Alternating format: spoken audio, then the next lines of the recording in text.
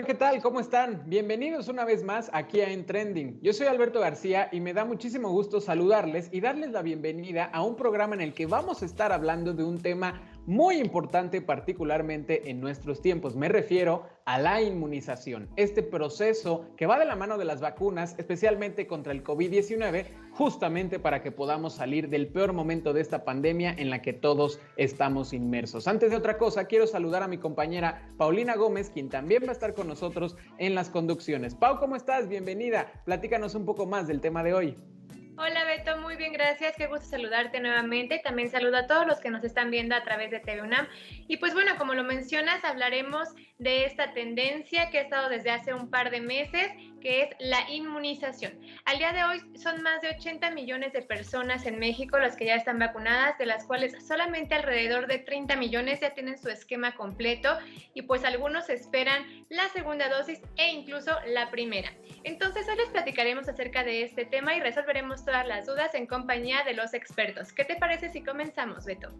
Vamos a empezar justamente entonces con el minuto que nos preparó Frida para saber exactamente qué es la inmunización. Pau, ¿te parece si vamos a ver el minuto? Veamos qué significa inmunización. Inmunización. Seguramente ya has escuchado este término que ha cobrado mucha popularidad debido a la pandemia de COVID-19, pero ¿sabes lo que realmente significa? Desde el ámbito de la medicina, se refiere a la forma en que el sistema inmunológico protege al cuerpo contra las enfermedades causadas por infecciones, generando una memoria de defensa y un estado de resistencia. La inmunización se divide en dos: pasiva, cuando una persona recibe los anticuerpos de otra, como ocurre en un embarazo, y es la madre quien transmite la inmunidad a su hijo; y activa, cuando se tiene la exposición al patógeno, ya sea por haber contraído la enfermedad o de manera artificial, mediante la administración de vacunas que permiten desarrollar anticuerpos protectores contra una futura infección causada por virus o bacterias. Estar inmunizado significa que una enfermedad ya no puede afectarnos gravemente, pero, aunque el organismo ya sabe cómo defenderse, sigue siendo vulnerable.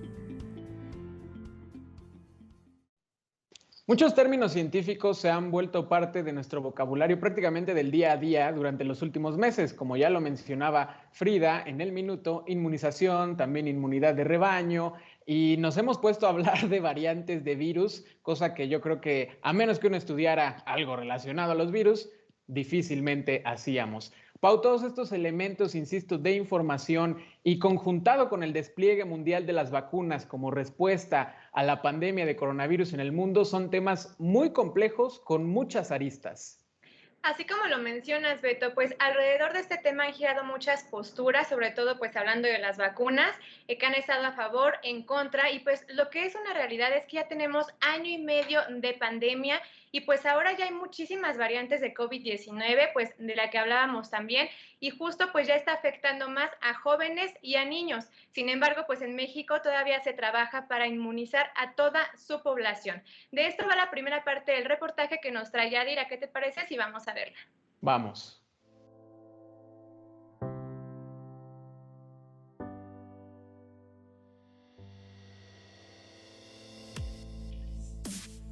La inmunidad de rebaño o de grupo es aquella que se logra cuando una proporción considerable de la población es inmune a la infección del virus debido a los contagios que crean anticuerpos naturalmente o a través de las vacunas.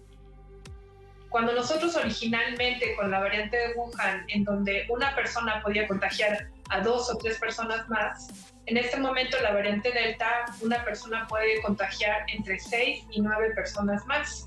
Esto lo que quiere decir es que la inmunidad colectiva que se había calculado en ese entonces para el grado de contagiosidad de la variante original era del 70%, pues ahorita algunos han calculado entre 80 y el 90% de la inmunidad para que podamos nosotros tener una protección y que deje de circular el virus.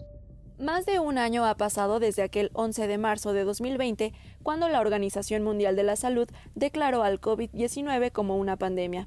Si bien sabemos que la solución se encuentra en la inmunización colectiva, existen diversos factores que dificultan este proceso. De pronto pensar en que en que podríamos alcanzar la inmunidad de rebaño de toda la población mundial o de toda la población del país, en realidad pues es algo que no vamos a lograr nunca. Lo que tenemos que tener claro es que vamos a tener que concentrar los esfuerzos en ver dónde está pegando más fuerte y entonces ahí sí lograr la inmunidad en ese grupo en particular. A finales de diciembre del 2020 inició la campaña de vacunación en México, brindando protección contra el SARS-CoV-2 primordialmente a adultos mayores, personal médico y personal del sector educativo. Actualmente se han aplicado más de 80 millones de dosis entre sus habitantes. Si nosotros vemos la distribución o la aplicación de vacunas a nivel mundial, vemos que hay países que llevan muy altos porcentajes y otros que llevan muy bajos. Si hacemos un promedio entre ambos, veríamos que hay como un 25-30% de la población mundial que ha recibido una vacuna. Si nos basamos un poco en este número, México estaría más o menos en ese nivel, entre un 25 y un 30% de dosis aplicadas, ¿no?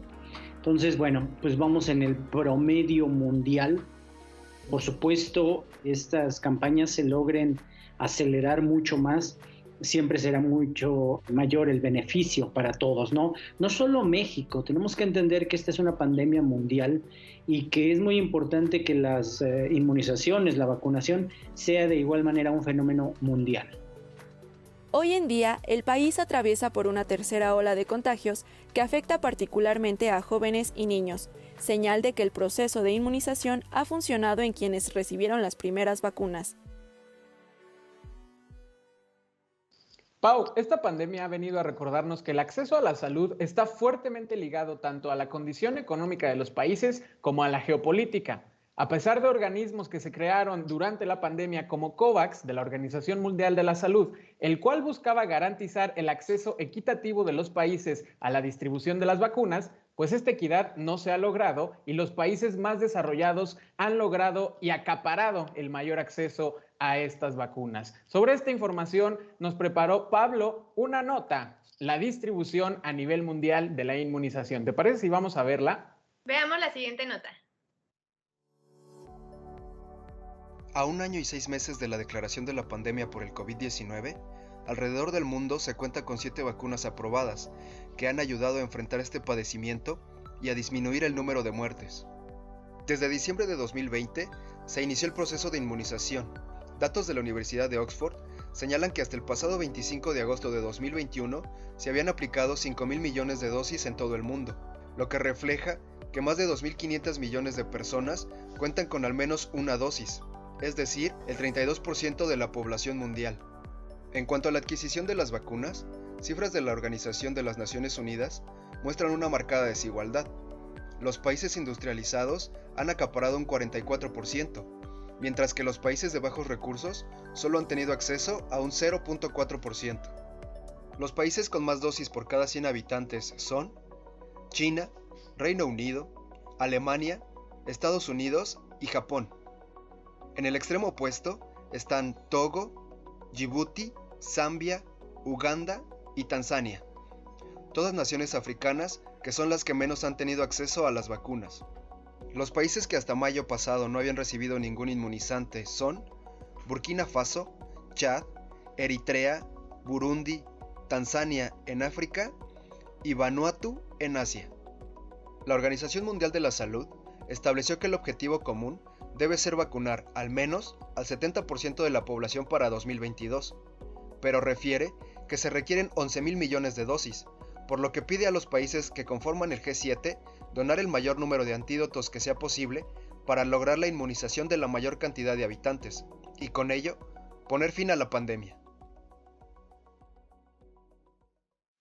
Llegó el momento de ir a una pausa, pero no te muevas porque al regresar veremos la segunda parte del reportaje y también en la entrevista hablaremos sobre los mitos y las realidades del proceso de inmunización. No te vayas, continuamos en Trending.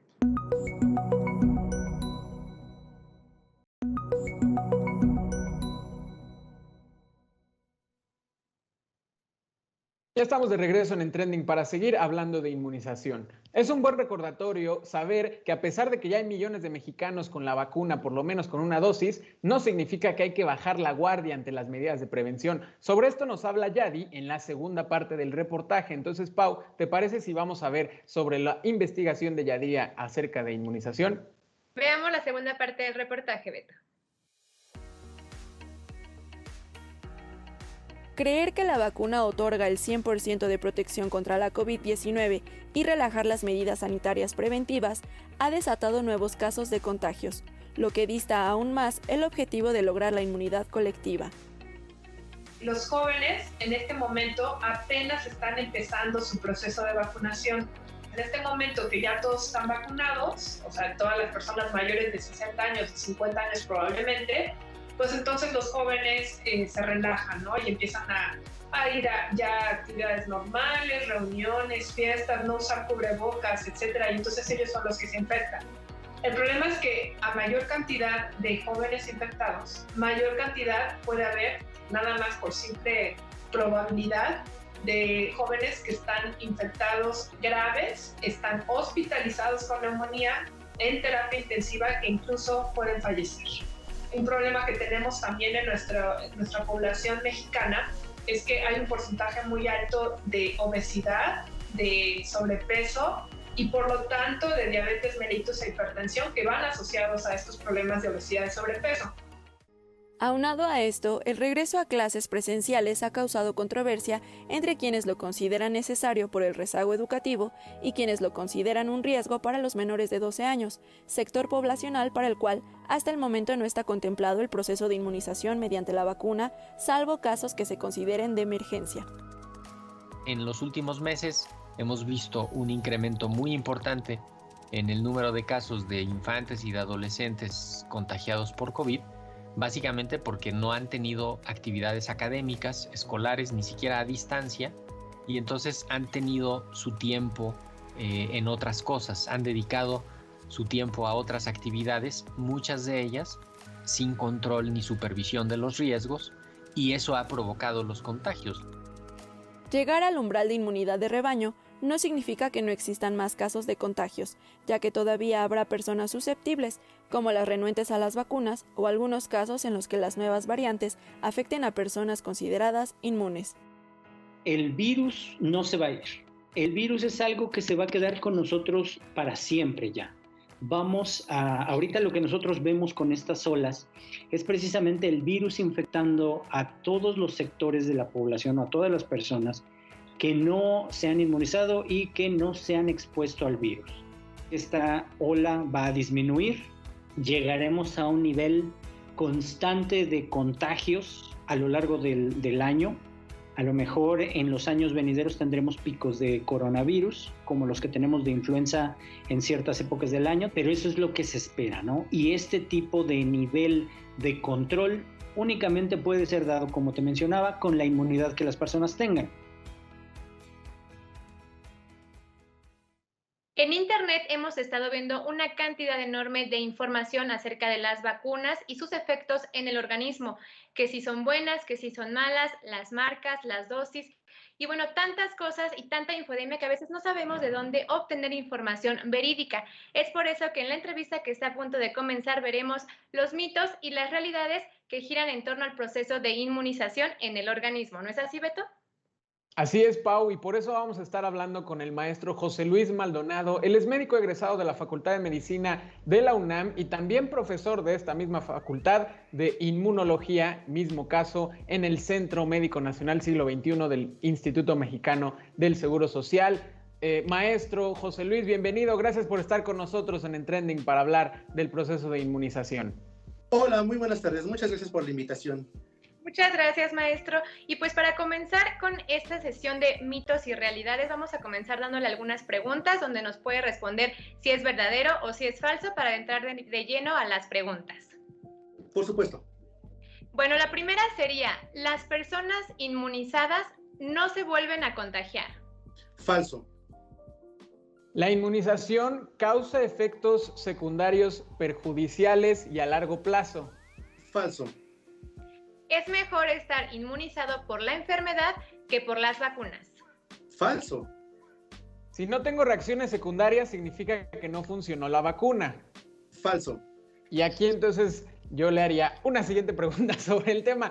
¿Por qué entonces hay algunas personas que tienen reacciones secundarias a la vacuna y hay otras personas que no? ¿Cuál es la razón por la que puede haber, por ejemplo, alteraciones que se está reportando específicamente en mujeres con el ciclo menstrual y las hormonas dentro del cuerpo? Ok, esta respuesta tiene dos vertientes. La primera va enfocada en que las complicaciones se dan por la respuesta inflamatoria que se genera por la inmunización. Aquí es importante destacar que no todos los organismos responden o tienen la misma sensibilidad. Hay personas que son más sensibles y, por ejemplo, rápido citamos a los hombres. Los hombres, cuando nos enfermamos y viene la inflamación, nos queremos morir. No así con las mujeres. Y otro elemento a considerar es la cantidad de inflamación que se genera después de las vacunas. Eso es intrínseco a cada individuo. Respondiendo a la segunda parte de la pregunta, estas diferencias en el ciclo hormonal sí se han visto y se han documentado. Sin embargo, no tenemos información suficiente que nos permita establecer cuál es la relación. Le platico rápido. En Inglaterra se hizo una corte donde se observó que las mujeres presentaban esta alteración, estaban más cercas a la etapa de la menopausia. Entonces, posiblemente vaya por ahí. Y un último elemento a considerar es el estrés y la ansiedad que se genera durante la pandemia. Sabemos que cuando tenemos estrés, hay inflamación y cambios hormonales. Dichos cambios hormonales sí se ha documentado que pueden generar alteraciones en el ciclo menstrual. Ok, doctor. Y también pues esto va de la mano con las marcas. Muchos pues les ha preocupado alrededor del país qué marca ponerse, incluso ya están buscando o yendo a buscar las marcas que ellos pues quieren, ¿no? Pero realmente pues ¿cuál es la diferencia y si nos debería de preocupar esta situación? Sí, realmente en este punto que estamos de la pandemia y con el ritmo de vacunación, no nos debe de preocupar qué marca nos ponen. Nos debe de preocupar garantizar tener al 75% de la población vacunada. La eficacia de la que nos hablan con las vacunas se cumple siempre y cuando tengamos a 3/4 partes de la población. Es un error decir, ay, a mí me pusieron la vacuna china, no la quiero porque es chafa. No, lo ideal es vacunar a todas las personas y de esta forma vamos a potenciar la eficacia de todas estas. Mientras no logremos este cometido del 75% de las vacunas, por muy buena que se diga que es una vacuna, pierde efectividad. Okay. ¿Qué pasa, doctor, entonces con el tiempo de inmunización en el cuerpo? Porque creo que ya ha avanzado este proceso de inmunización en el mundo. Por algunas marcas, por algunas farmacéuticas ya se ha hablado de una tercera dosis o bueno, segunda en su caso, o si hay que ponerse otras dosis pasado otro tiempo determinado.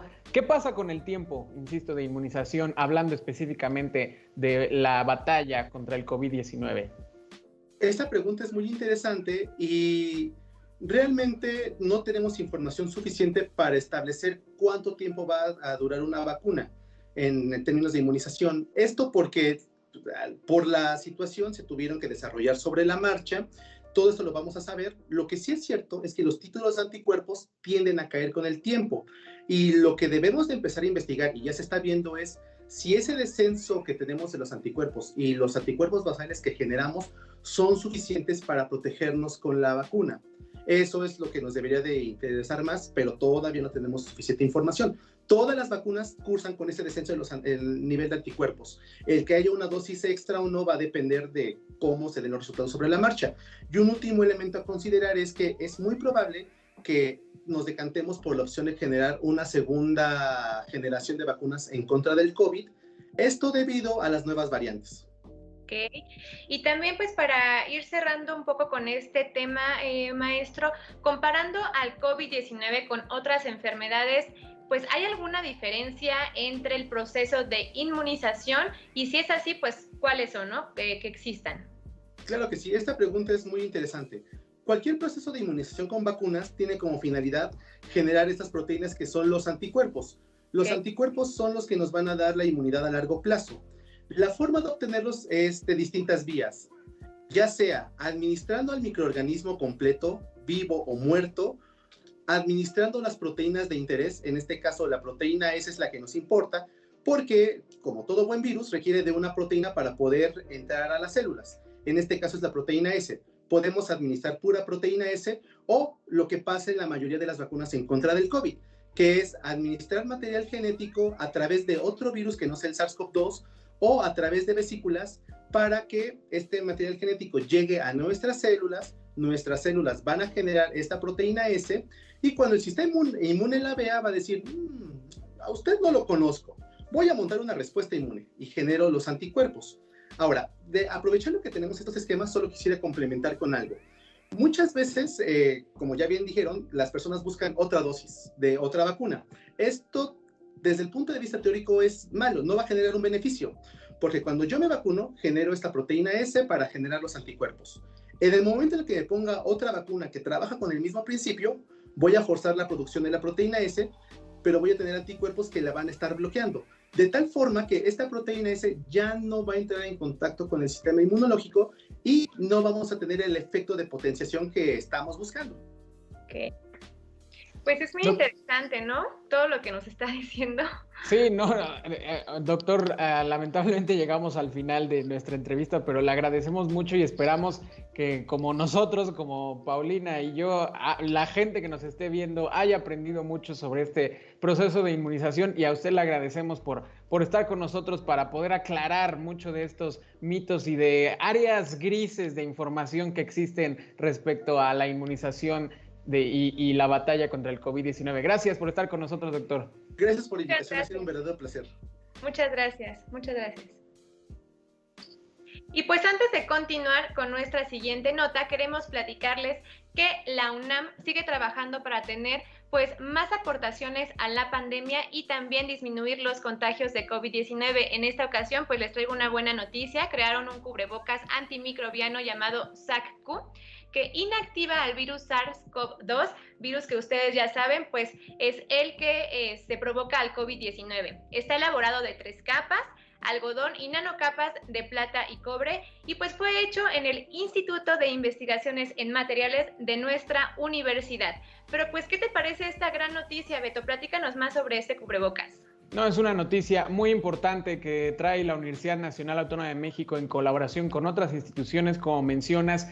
Dentro de la investigación se observó que el uso del cubrebocas al entrar en contacto con el virus prácticamente desaparecía al propio SARS-CoV-2, aun si era una carga viral alta. Si se trataba de una carga viral alta, en 8 horas más o menos las telas y toda la composición del cubrebocas desaparecían hasta en 80% los rastros del virus. Si era una carga viral baja, tomaba prácticamente un par de horas para que no hubiera rastro del ARN dentro de la tela. Y también, en colaboración con el Instituto Nacional de Rehabilitación, se trabajó para saber si esta tela, si estos materiales podían ser tóxicos para la gente, tóxicos para la piel, pero se descartó esta opción, es decir, es viable para que las personas puedan usar este cubrebocas que elimina prácticamente en su totalidad el COVID cuando entra en contacto con el mismo. Entonces, como muchos proyectos muy alentadores que ha desarrollado la Universidad Nacional Autónoma de México.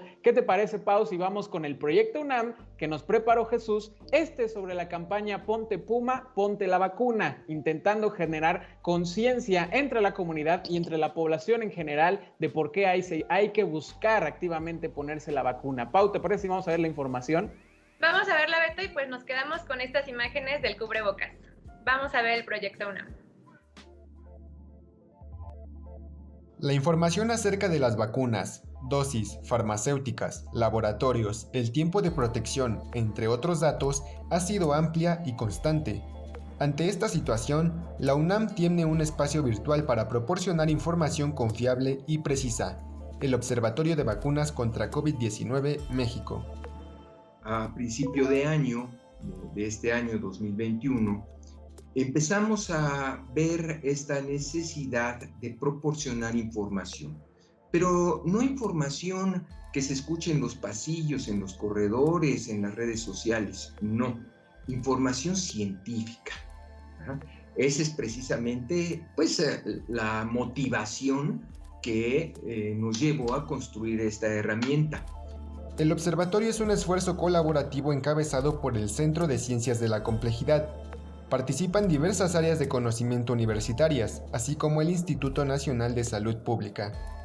Vimos importante también poner una sección de preguntas frecuentes dividida en varios rubros para que fácilmente pueda ser consultada. Tiene un buscador donde una persona puede poner ahí una palabra, por ejemplo, una cepa o delta, cosas de ese estilo, y pues le sale toda la información sobre ese tema en la plataforma. Y que esto puede ser, por ejemplo, una pregunta que alguien hizo y pues la respuesta puntual, científica a esa pregunta.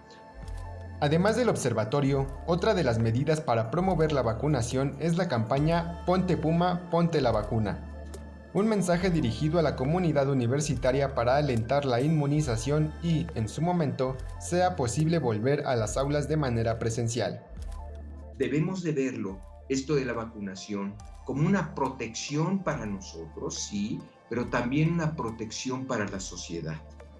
Gracias a que nosotros tomamos la decisión de vacunarnos, ¿sí?, es que, por ejemplo, entre otras cosas, el surgimiento de nuevas cepas y nuevas variantes se reduce, porque ya no tiene terreno donde actuar, y ese terreno somos los humanos. Entonces, si los humanos representamos un escudo, ¿sí?, pues ese escudo va a proteger a toda la sociedad y contener esta pandemia.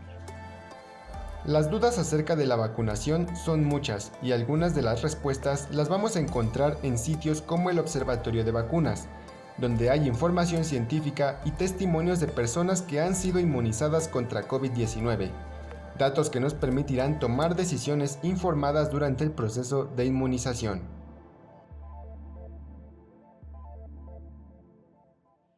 Y con estos grandes proyectos universitarios continuamos aprendiendo más sobre este virus y pues también sabemos que nos falta mucho por recorrer, por avanzar y descubrir acerca de esta pandemia. A pesar de las diferencias que existen entre las reacciones de las vacunas, es importante estar informados, vacunarnos para estar protegidos y terminar pronto con esta pandemia.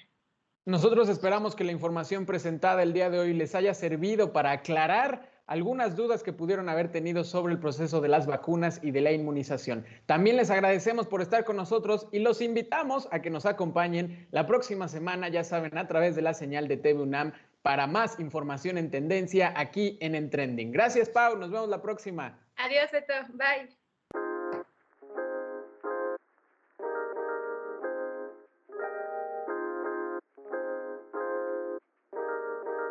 We'll be right back.